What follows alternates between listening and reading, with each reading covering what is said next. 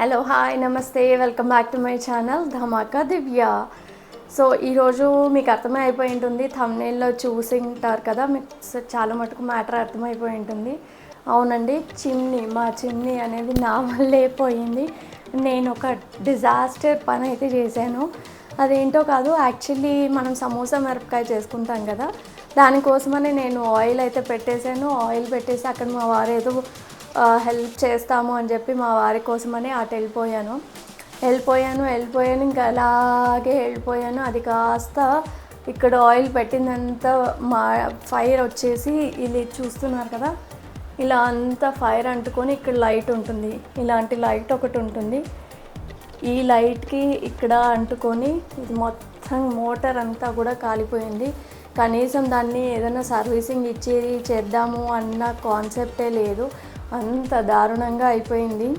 ఏం చేస్తాం మరి, అందుకనేసే మళ్ళీ నేను చేసిన దారుణానికి ఇప్పుడు మళ్ళీ కొత్త చిమ్నీ కొనాల్సి వస్తుంది. ఎలాగో మీరు చూసే ఉంటారు మా పాత వీడియోస్లో, లైక్ ఒక్కొక్కటి పని స్టార్ట్ చేస్తున్నాము, ఇంటి మేకోవర్ అనుకున్నాం కాబట్టి దాంట్లో భాగంగానే ఈ చిమ్నీని కూడా మారుద్దామని చెప్పేసి మేము స్టార్ట్ అయితే అవుతున్నాము. సో మాకు దగ్గరలో ఉన్న షోరూమ్స్ అయితే మేమేవో కొన్ని ఐడెంటిఫై చేసాము.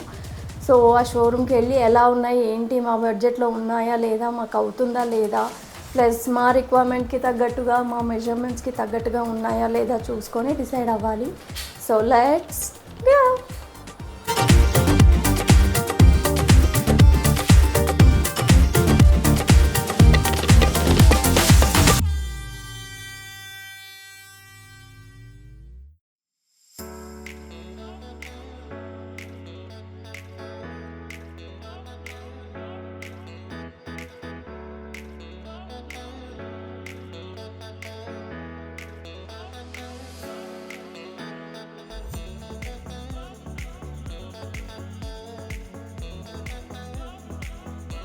సో చూసారు కదా, మనమైతే ఎలికా షోరూమ్కి వచ్చాము. మాకు నియర్ బై ఉన్న షోరూమ్ ఇది.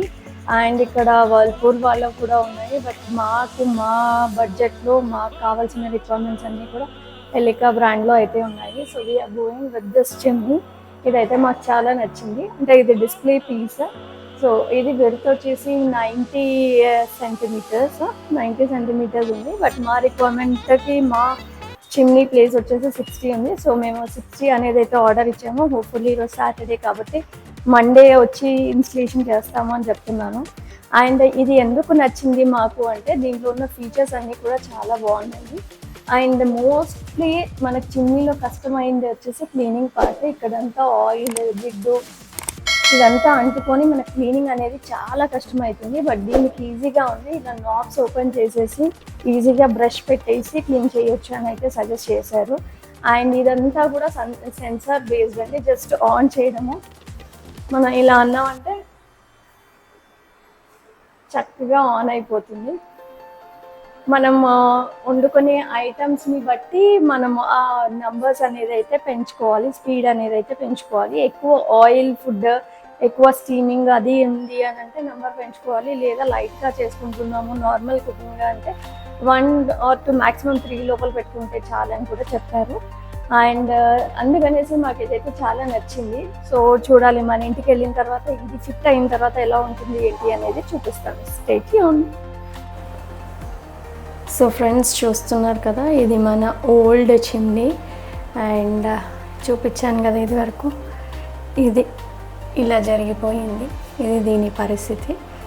దీన్నంతా కూడా ఇప్పుడు రీప్లేస్ చేస్తారు. తర్వాత ఎలా ఉంటుందో చూద్దాం.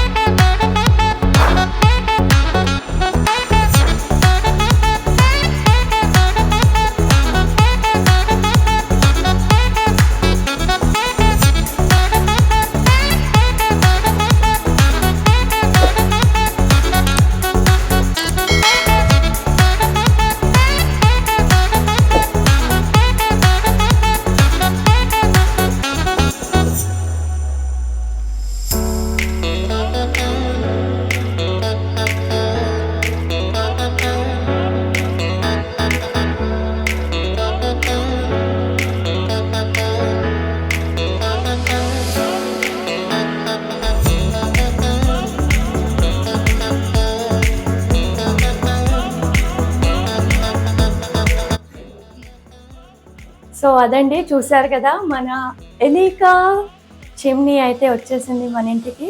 అండ్ చాలా చాలా నీట్గా పర్ఫెక్ట్గా కుదిరింది అండ్ చాలా బాగుంది. ఇంతకుముందు మోడల్ ఒకటైతే ఇది ఒక మోడల్, ఇది ఫ్లాట్గా ఉండడం వల్ల చాలా స్లీక్గా సింపుల్గా అనిపిస్తుంది. సో దీని ఆపరేషన్ ఎలాగంటే మనకు ఇక్కడ మీకు ఇంతకుముందు కూడా సింపుల్గా చెప్పాను, ఇప్పుడు కొంచెం డీటెయిల్గా చెప్తాను. ఇది పవర్ బటన్. పవర్ ఆన్ చేసిన తర్వాత ఇక్కడ మీరు చూస్తున్నారు కదా S to S అనమాట, అంటే సెన్సార్ టు సెన్సార్. మనం అనాలి అనుకుంటే ఇలా అనేసామంటే మీరు గమనించారంటే ఇక్కడ నంబర్ అనేది ఇంక్రీజ్ అవుతూ ఉంది. మనకు అప్ టు 6 నెంబర్ వరకు ఉంది. సో మనం ఎంత కావాలంటే 9 నెంబర్ వరకు ఉంది.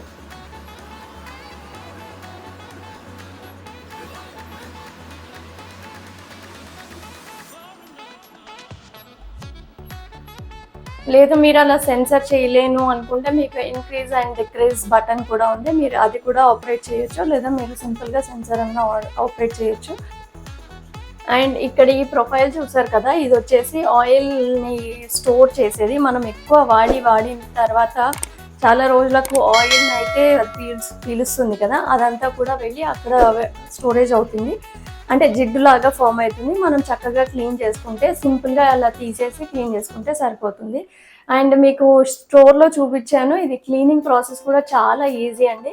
ఇక్కడ ఉన్న 2 బటన్స్, ఈ 2 నాబ్స్ తీసేసి మనం కనుక ఓపెన్ చేసేస్తే చక్కగా బ్రష్ చేసుకొని క్లీన్ చేసుకోవచ్చు. అండ్ వాళ్ళు చెప్పింది స్టోర్లో ఏంటి అంటే మనము మన ఐరన్ పీచ్ ఉంటుంది కదా, అది మాత్రం అస్సలు వాడొద్దు అన్నారు. ఇది ఈ చిమ్నీకే కాదు, ఏ చిమ్నీకైనా కూడా ఐరన్ పీచు అనేది అయితే వాడొద్దండి, ఎందుకంటే మీకు అది గీతలు పడిపోతాయి అండ్ మీ క్లీనింగ్ చేసేటప్పుడు హార్డ్ అయిపోతుంది.